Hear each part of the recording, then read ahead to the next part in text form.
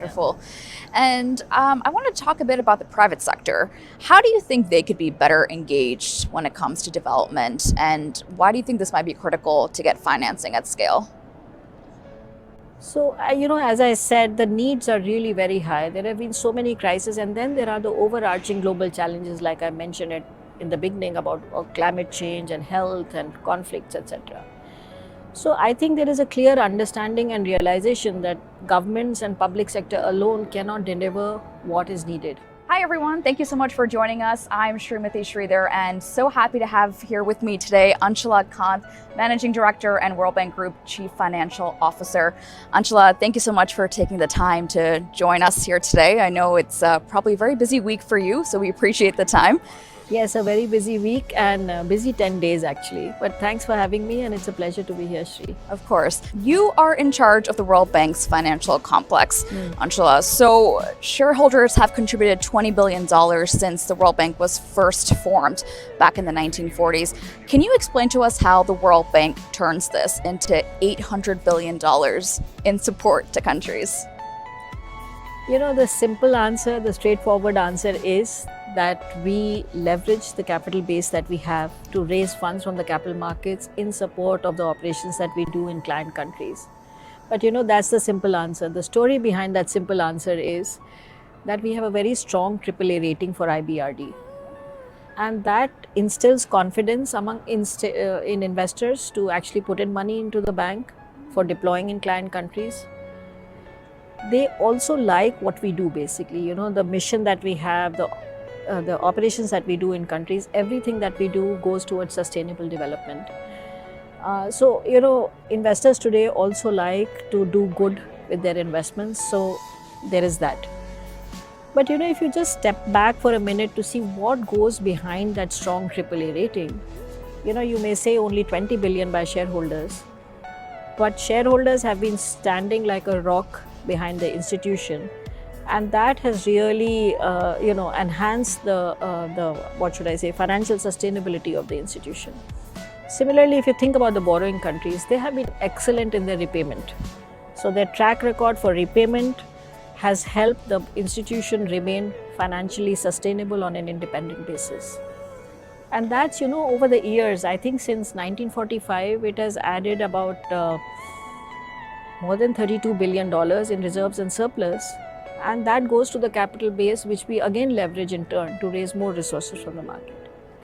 Two other points I would like to mention here, of course, which really help the World Bank do what we are doing so wonderfully well, and that is the staff and the knowledge work. So the staff is so talented, so committed. No institution can succeed unless you have a good workforce, a good staff, a good team, and a good management. And similarly, the global expertise that we have and the knowledge that we bring to the table as we talk to our client countries and as we serve them, I think that is unparalleled among institutions. Yeah. So a long answer to a short question. No, but a very passionate one, and I love that. So Anshula, as part of the evolution process, what is the ambition, would you say, for the World Bank's financing model, and what do you think would change? So, as part of the evolution process, as you may know, we are trying to enhance the World Bank's mission. We are trying to enhance the operational model, basically to increase a focus on global challenges, including climate change, pandemic preparedness, fragility and conflict. At the same time, keeping a razor-sharp focus on poverty reduction and inequality.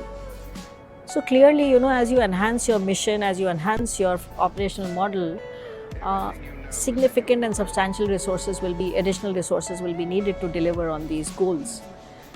So what we are doing in the finance complex is looking at our balance sheet. We are looking at our financial model to see if we can enhance financing capacity to deliver to clients.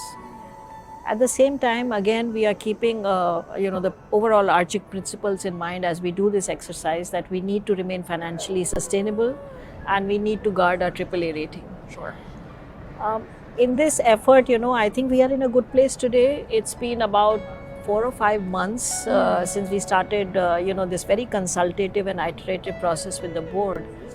And today, I think at the time of the spring meetings, I'm happy to say that we have a approval and tacit agreement with the board for a slew of measures which will enhance IBRD financing capacity by about $50 billion over the next 10 years.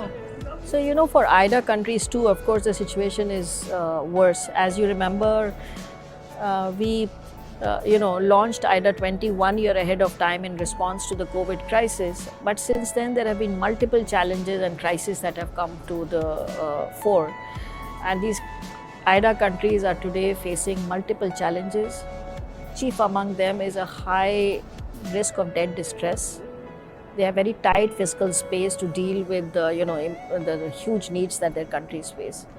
So we have launched a crisis response facility, basically to mobilize additional resources, new resources from donors, which we can then leverage to enhance our delivery to client countries in IDA.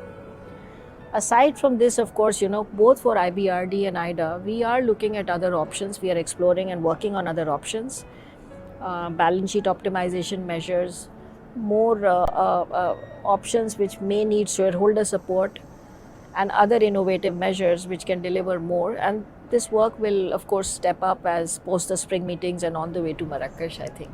Wonderful. And I want to talk a bit about the private sector. How do you think they could be better engaged when it comes to development? And why do you think this might be critical to get financing at scale? So, as I said, the needs are really very high. There have been so many crises, and then there are the overarching global challenges, like I mentioned it in the beginning, about climate change and health and conflicts, etc.